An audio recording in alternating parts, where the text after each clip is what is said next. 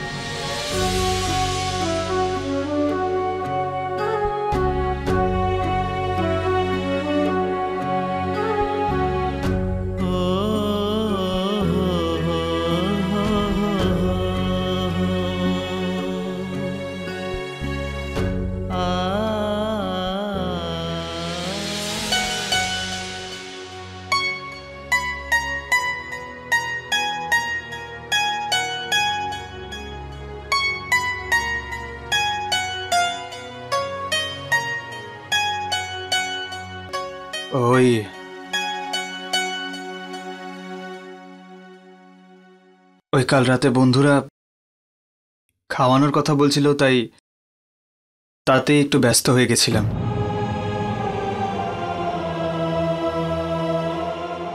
ওটা আপনার জন্য নীলম বলেছিল ওই বাসর রাতে উপহার দিতে হয়।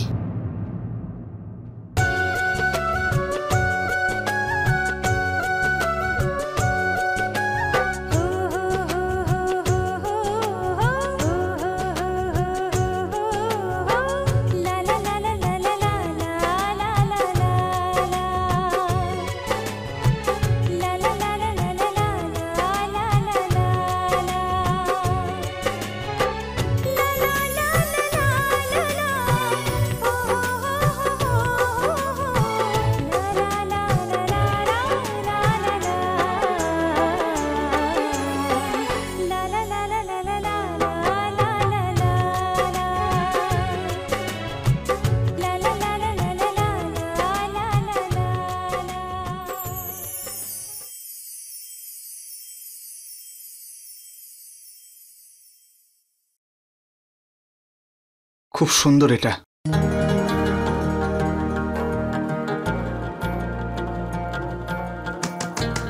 ঠাকুরপো, এই যে ঠাকুরপো, সকাল হয়ে গেছে, এখনো দরজা বন্ধ কেন? খোলো না, অনেক বেলা হয়ে গেছে। ঘুমোচ্ছ নাকি? আরে ঠাকুরপো, আরে এটা তো খোলা আছে। আরে তখন থেকে আমি যে এত চিৎকার করে ডাকছি, বলছো না কেন দরজা খোলা?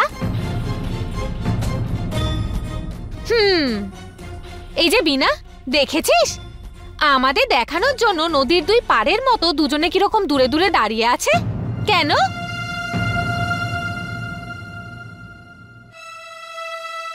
আরে এটা কি? কি ব্যাপার ঠাকুরপো?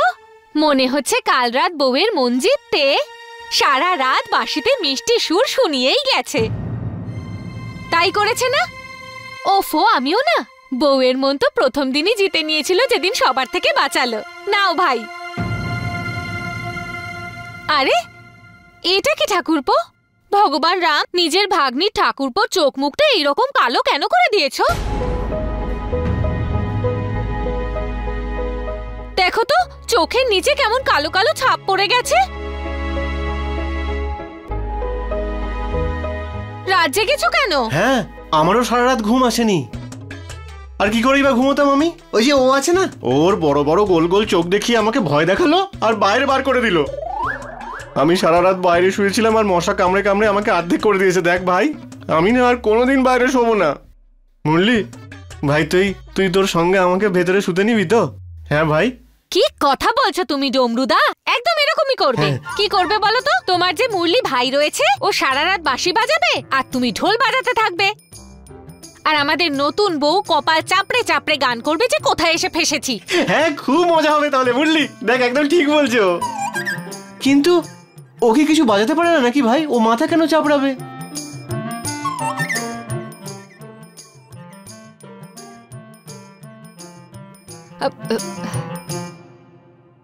হ্যাঁ, এবার হাত মুখ ধোয়ার কথা চলে বলতে এসো চলে তাড়াতাড়ি। এলো।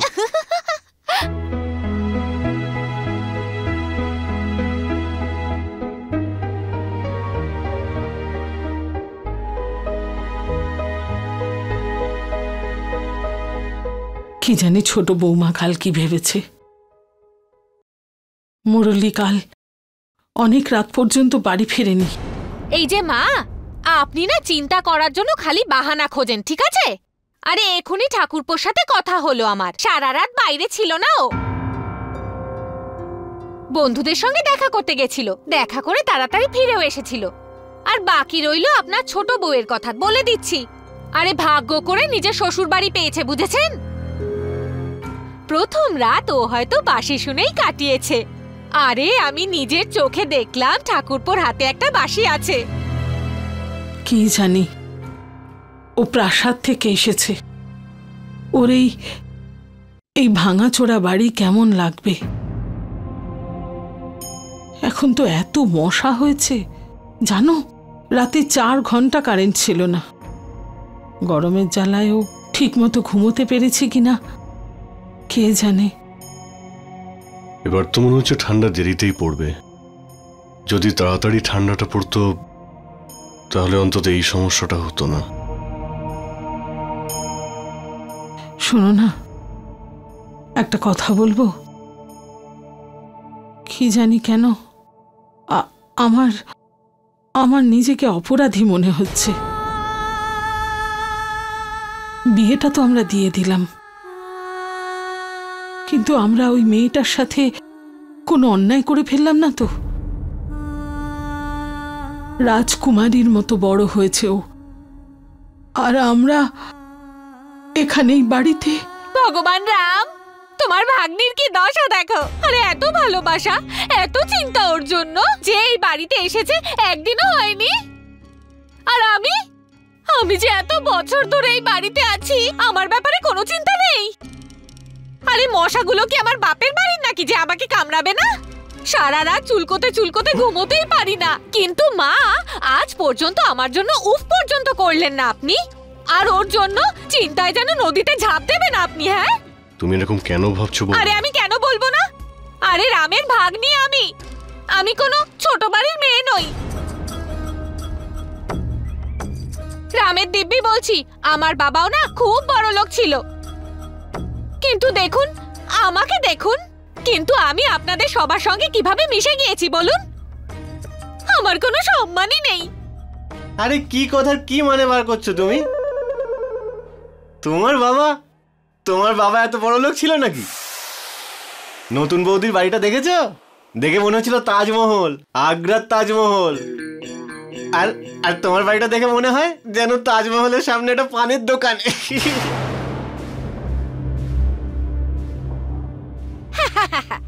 তুমি চোখে ভালো করে দেখতেই পাও না ডমরুদা। আর তাছাড়াও দুই বউয়ের মধ্যে কে বড় লোক কে গরিব দেখার দরকার কি? বাজে কথা বন্ধ করো সবাই। যখনই দেখি তখনই শুধু বকবক করতে থাকো। কারোর সঙ্গে আমরা ভেদাভেদ করছি না। তোমার মায়ের মনে একটা কথা এসেছে আর বলে দিয়েছে, ব্যাস। যখনই দেখি তখনই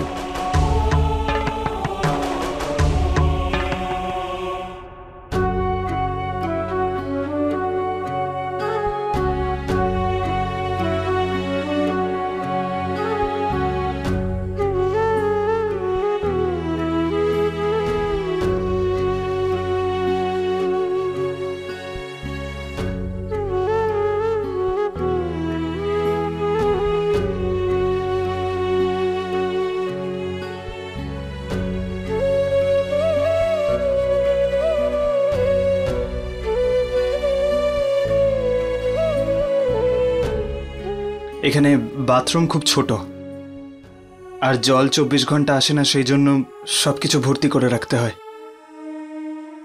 তাই হয়তো আপনার একটু অসুবিধা হবে, কিন্তু একটু যদি বিদায়ের সময় আমার বাবা আমায় এটাই বুঝিয়েছেন যে এখন এটাই আমার ঘর,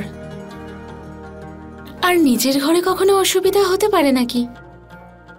আপনি একদম চিন্তা করবেন না, আমি সব সামলে নেব।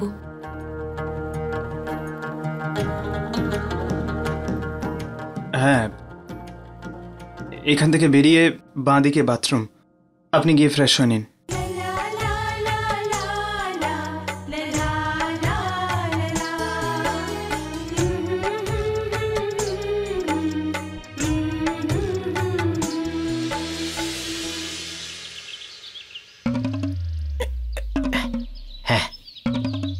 দারুণ দেখতে লাগছে আমাকে, আর খুব সুন্দর দেখাতেও হবে।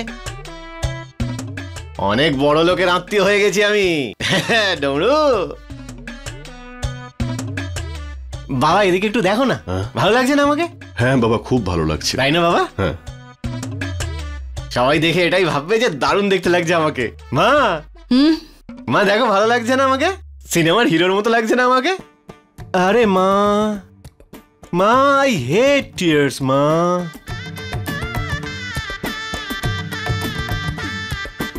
দেখ বিনা, কেমন লাগছে? হ্যাঁ, আরে আমাকে তো দারুণ দেখতে। হ্যাঁ হ্যাঁ অবশ্যই। হ্যাঁ, এক মিনিট। বাবা, তোমার ফোন। রূপেশ বাবুর ফোন। ও এই ভাই বল, আমাকে ভালো লাগছে? হ্যালো। কেমন আছেন আপনি? নমস্কার বংশীলাল বাবু। সব ঠিক আছে তো? আরে হ্যাঁ হ্যাঁ হ্যাঁ, এতটা ঠিকঠাক তো আর আগে কখনো থাকিনি। শুধু আপনার বাড়িতে একটু আসবার অনুমতি চাইছিলাম। আরে আপনি আবার কষ্ট করতে কেন যাবেন? এমনিতেই তো আজকে দিরাগমনে যাবে ওরা, তাই মুরলি বৌমাকে নিয়ে একটু পরেই যাবে। না বংশীলাল বাবু, আমি একটু অন্য কথা বলতে চাইছিলাম, এই জন্যই আপনার বাড়িতে যেতে চাইছিলাম, যদি আপনার কোনো আপত্তি না থাকে। আরে এসব আপনি কি বলছেন? আপনার যখন ইচ্ছে আপনি চলে আসুন। আচ্ছা, ধন্যবাদ। তাহলে একটা কাজ করি, আমি ঘন্টাখানেকের মধ্যে পৌঁছে যাই। আচ্ছা, রাখছি। হ্যাঁ,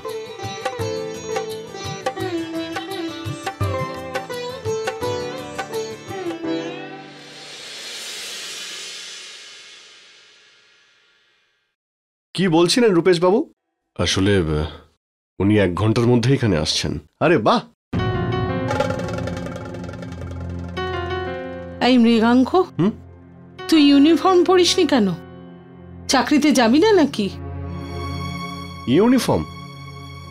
আরে মা, এখন স্যুট বুট পরার সময় চলে এসেছে, আর তুমি আমাকে কন্ডাক্টরি করে রাখতে চাইছো? না, ওই চাকরি আর আমি করছি না। ভাবছি ফোন করে ওদের বারণ করে দেব। তোমাদের কাজ তোমাদের কাছেই থাক, ছেড়ে দিয়েছি আমি কন্ডাক্টরি।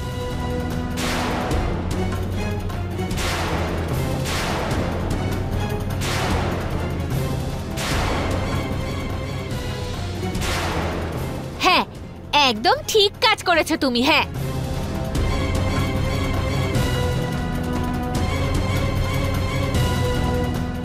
এ কি বলছিস তুই? পাকা চাকরিটা ছেড়ে দিবি, তাও সরকারি? প্রাইভেট চাকরি করবি নাকি? আরে কিন্তু তুই তো বলতিস না যে সরকারি চাকরির মতো কোনো চাকরি নেই। চাকরি কি মা? যে শব্দের মধ্যে চাকর কথাটা লুকিয়ে আছে তার সঙ্গে আর কিসের সম্পর্ক? এবার চাকর রাখার সময় এসেছে। কি ডামরু দাদা? হ্যাঁ ঠিক বলছিস, একদম ঠিক বলছি ভাই। মা, কেউ মানুক বা না মানুক, আমরা বড় লোক হয়ে গেছি। তা নয় তো কি? বাড়িতে যদি এত সম্পত্তি থাকে তাহলে বাইরে গিয়ে এত খাটার দরকার কি? সবাই কি বলবে যে এত বড় লোক হয়ে গেছে তারপরেও বাসে কন্ডাক্টরি করছে? আমি বলছি এসবের দরকারটা কি? আরে রামের কৃপায় এত সম্পত্তি পেয়েছি যে বিনার বিয়ের পরেও কম পক্ষে 1 কোটি টাকা বাড়িতে থেকেই যাবে। তার উপরে বাকি থাকলো রূপেশবাবু সম্পত্তি, সেই সম্পত্তি তো ভবিষ্যতে ভারতীর নামেই উনি করবেন, তাই না? তাহলে সেসব তো আমাদেরই হলো।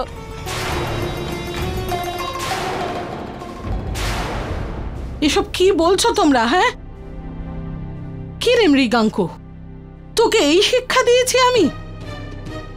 এত লোভ এসে গেছে তোর মনে?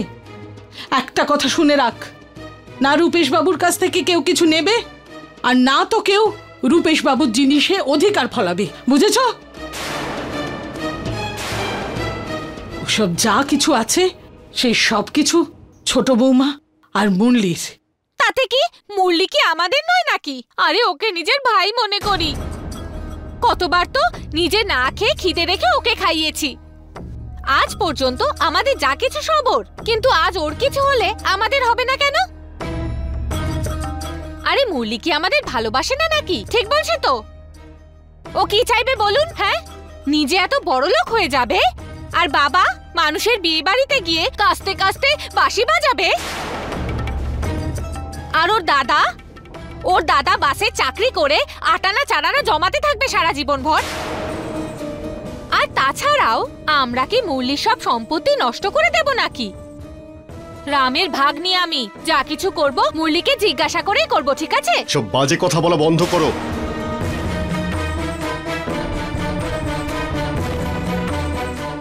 এইসব কথা শুনলে ছোট বউ আমাদের ব্যাপারে কি ভাববে বলো তো?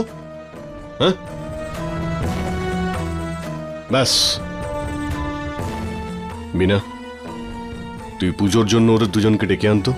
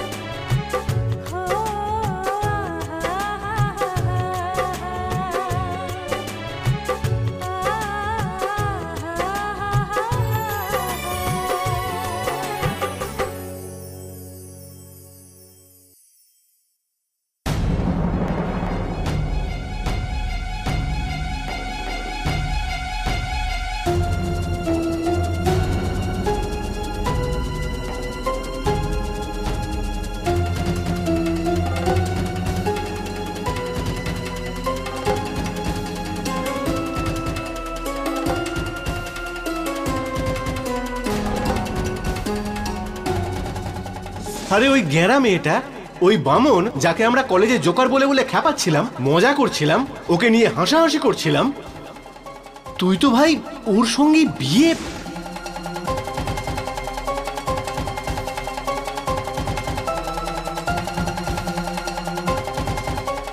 বিয়ের সময় তো লজ্জায় আমাদের কাউকে নেমন্তন্ন করিসনি, আর এবার এবার সারা জীবন ধরে এই লজ্জা কি করে বয়ে বেড়াবি?